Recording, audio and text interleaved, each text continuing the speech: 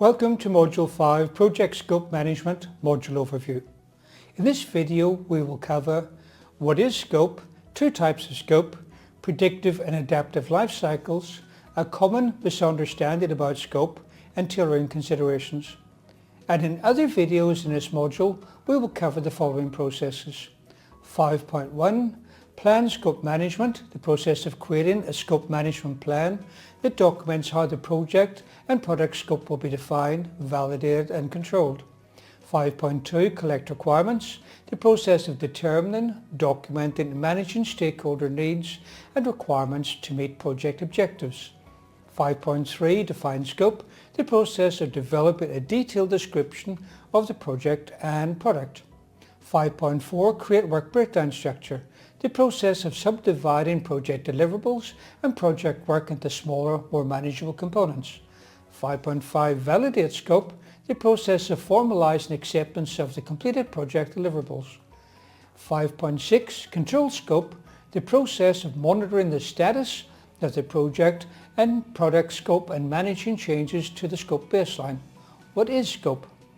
Many words used in project management have either a different or broader meaning than the everyday meaning, but in the case of scope management, the word scope in project management is similar to its everyday meaning. It means what is included in something. If you watch an old-time murder mystery movie, you may hear a detective say, "We are widening the scope of our investigation to include the butler and the gamekeeper." This means they were investigating a certain group of people, but now they've enlarged the scope, they've enlarged the group to include two more people. And if you watch a lot of old-time murder mystery movies, I'm sure you would agree that often it's a very good idea to include the butler and the gamekeeper.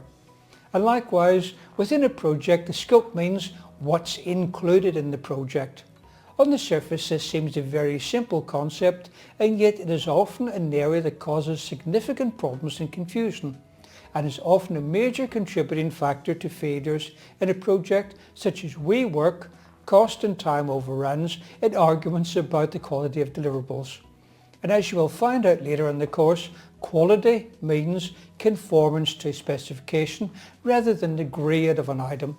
If you don't record everything that is agreed to be within scope, that is everything that is included in the project, there will be no way to tell if the project was successful or even if you finished the project. I wanted to buy a camera kit online recently and I was searching for it. A number of sellers were advertising the kit I wanted, but I noticed that one seller is advertising the kit for about 15% less than the other sellers. My first thought was the camera may not be new or may not be genuine, but I saw in the advert it was brand new and guaranteed to be genuine. Then I thought that shipping may be charged as an extra, but it was included. My next thought was that the camera kit may be missing components, so I checked the advert. At the bottom it was entitled "What's in the Box?" So I checked what's in the box list and I confirmed nothing was missing. And so if your project was intended to deliver the camera kit, the scope of your project would be the "What's in the Box" list. Another important consideration is defining scope is that you may also need to define what is out of scope, or to put it another way, what is not included. This may seem a bit strange because there is an endless list of things that won't be included in your project. For example, if your project is intended to build a brick wall, your wall won't include batteries or a V8 engine or carpets. But of course, you aren't going to put batteries, V8 engine or carpets as being out of scope. Therefore, the trick is that whenever you list what is not in the scope of your project, you should list only the things which a buyer might reasonably expect to be included but are not included. Again, I'll give you another example from online shopping. Yes, I do a lot of online shopping. I was thinking of buying a radio-controlled drone. I was interested in a particular model. As I browsed the adverts, again I noticed one seller was cheaper than the others. I checked the advert and there were photos of the drone and the transmitter and the people flying the drone and photos and videos that the drone had taken. This time there was no what's in the box section in the advert, but I could see in the photo there's a drone, the transmitter, all the bits and pieces. I was about to buy one from this particular supplier, but then I happened to notice that the rating left by customers was low. I read a few reviews and they all said the same thing. There is no transmitter provided with the drone. What use is a radio controlled drone without the radio controller? I checked the advert again and at the very bottom in a tiny font it said transmitter not included. When you buy a radio controlled device, it is totally reasonable to assume that the transmitter would be included, and so this should have been very clearly marked as out of scope. However, if you were to shop for a refrigerator online, the refrigerator in the advertisements is usually shown packed full of food and drinks. But in this case, it would not be reasonable to expect your new fridge to be delivered packed full of food. But often you will see a disclaimer under the picture which says, contents of fridge for illustration only. Or to put it another way, if you buy this refrigerator, food is out of scope. And another common out of scope item for electronic goods is batteries not included. Okay, so now we know what in scope means and what out of scope means. We have a look in the PMBOK guide on page 722, and that defines what scope is. It's the sum of the products, services and results to be provided as a project. That's in PMBOK guide, page 722. And please remember all of these definitions for the examination. Now this seems pretty clear. I'll read that again. The sum of products, services and results to be provided as a project. But there's a twist to it, because in a project there are actually two scopes, not just one. The two scopes are project scope and product scope, and the project manager must manage both of them. So what are these two scopes then? The first, the project scope, means the features and functions that characterize a product, service or result. That's in the PMBOK guide, page 715. And so everything I've been talking about so far is really the product scope, the what's in the box. What is project scope then? The PMBOK guide says on page 717, project scope is the work performed to deliver the product, service or result with the specified features or functions. And those specified features are what are listed in the scope statement. The project scope management includes the processes required to ensure the project includes all the work required and only the work required to complete the project successfully. This means the product scope is what's in the box, and the project scope is any work required to make the components and pack them into the box. Here's a tip for you. Many times questions on the exam about scope will be concerned with project scope. That is, the activities that you have to do in order to create and deliver the product, service or result. But if the question talks about features and characteristics of the project, deliverables such as dimensions, colour, weight, quantities, it is talking about product scope. And so I've found it's actually quite easy to work out if it's a product scope question by looking for these dimensions and colours and weights and things. If they're not there, is project scope.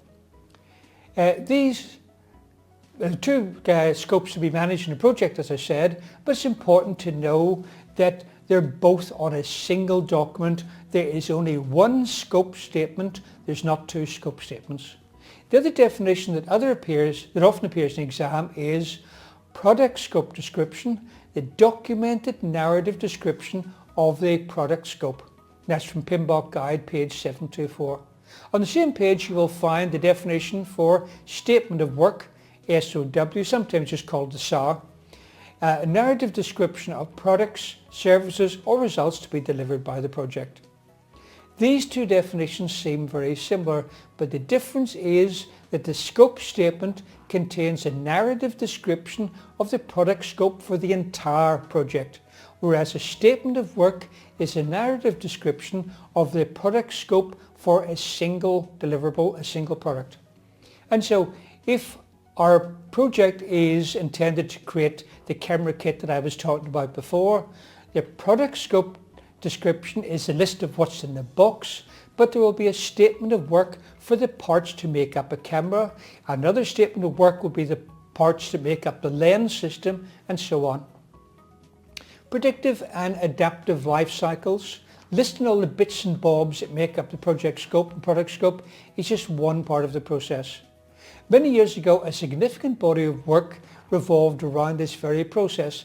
Lots of stakeholders would meet a number of times until the scope for the entire project had been worked out in advance. This approach is referred to as predictive life cycle. The main problem with the fully predictive life cycle approach revolves around the impossibility of predicting the future in all but the simplest projects. The fact is that people don't really know what they want at the start of the project. They may think that they do, they may be convinced that they do, they may argue black and blue, they know every bit and bob of it, but that delusion quickly melts away when the project starts. The project produces products or partial projects, and suddenly the client realizes that the product that they asked for is not actually what they wanted. On seeing the product, it may stimulate ideas for enhancements, and these circumstances lead to a need for change. You can and must manage change in a project, but in general you can't prevent it. Now imagine you've spent many weeks, a lot of money creating a large scope statement in predictive fashion. The client is requesting changes, and the Change Control Board, the CCB, agrees to the changes. This means that you must complete another body of work to modify the scope statement, then more changes come. At the other end of the spectrum, from a predictive life cycle point of view, there is an adaptive life cycle or agile life cycle. In short, this means having a scope statement which contains requirements at a very high level, i.e. very little detail. And these details are not worked out until you're just about to perform the work. This means an adaptive life cycle can be easily changed to match changing requirements. The list of high-level requirements in an adaptive life cycle are often referred to as the product backlog, and instead of proceeding in a serial fashion, the requirements are repeatedly sorted into priority order, and the highest priority requirements are processed first in each iteration. A benefit of the adaptive approach is that the client gets the components they need most in the soonest possible time. One downside is that representatives of the client organization need to be constantly involved in the process. It definitely can't be a hands-off process for them. Examination tip. Completion is a concept that is frequently tested on the exam. It is important to know that completion is a concept that is frequently tested in the exam. It's important to know that completion of the project scope is measured against the project management plan, whilst completion of the product scope is measured against the product requirements, and that's in PMBOK Guide page 131. And the product requirements, as we've seen, are recorded in the scope statement. There is a huge misunderstanding about this area, and I explain it more fully in the video on scope validation. But let's just say that I've heard this taught wrongly in presentations. I've seen PMP training guides get it wrong, and I've seen mock exams get it wrong too. Project scope management is used to define the products and formally accept the products, but project scope management is not concerned with checking that the products match the scope. The checking is done in the control quality process. Tailoring considerations for the project scope management. As you will see throughout the course, each knowledge area has a section called Tailoring Considerations. If you're used to Prince 2, you're probably expecting this to explain how you tailor this section. However, these sections don't actually tell you how to tailor the knowledge area. The PMBOK Guide merely lists a series of questions that you might want to think about. So if you want to think about a list of questions concerning project scope management, you will find them on page 133 of the PMBOK Guide. If they aren't in page 133, then you have the wrong edition of the PMBOK guide. You have to use the 6th edition. On the same page, you should find Trends and Emerging Practices in Project Scope Management. Requirements have always been a concern in project management and have continued to gain more attention in the profession. As the global environment becomes more complex, organisations are starting to recognise how to use business analysis to their competitive advantage by defining, managing and controlling requirements activities. Activities of business analysis may start before a project is initiated and a project manager is assigned. According to our Requirements Management, a practice guide, the requirements management process starts with a needs assessment, which may begin in portfolio management, in program management or within a discrete project. Eliciting, documenting and managing stakeholder requirements takes place within the project scope management processes. Trends and emerging practices for project scope management include a focus on collaborating with business analysis professionals to determine problems and identify business needs, identify and recommend viable solutions for meeting these needs, elicit, document and manage stakeholder requirements in order to meet business and project objectives, and facilitate the successful implementation of the project, service or end result of the program or project. The process ends with the requirements closure, which transitions a project, service or result to the recipient in order to measure, monitor, realise and sustain benefits over time. The role with responsibility to conduct business analysis should be assigned to resources with sufficient business analysis skills and expertise. If a business analyst is assigned to a project, requirements-related activities are the responsibility of that role. The project manager is responsible for ensuring that requirements-related work is accounted for in the project management plan and the requirements-related activities are performed on time and within budget to deliver value. The relationship between the project manager and the business analyst should be a collaborative partnership. A project will have a higher likelihood of being successful if project managers and business analysts fully understand each other's roles and responsibilities to successfully achieve project objectives. Considerations for agile or adaptive environments. In projects with evolving requirements, high risk or significant uncertainty, the scope is often not understood at the beginning of the project or it evolves during the project. Agile methods deliberately spend less time trying to define and agree on scope in the early stages of the project and spend more time establishing the process for its ongoing discovery and refinement. Many environments with emerging requirements find that there is often a gap between the real business requirements and the business requirements that originally stated. Therefore, agile methods purposefully build and review prototypes and release versions in order to refine the requirements. As a result, scope is defined and predefined throughout the project. In agile approaches, the requirement constitutes a backlog.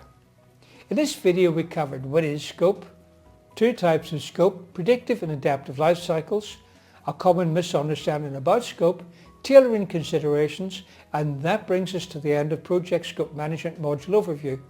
The next lesson is 5.1, Plan Scope Management. Please read the corresponding chapter in the PMBOK guide before watching the video to increase your learning.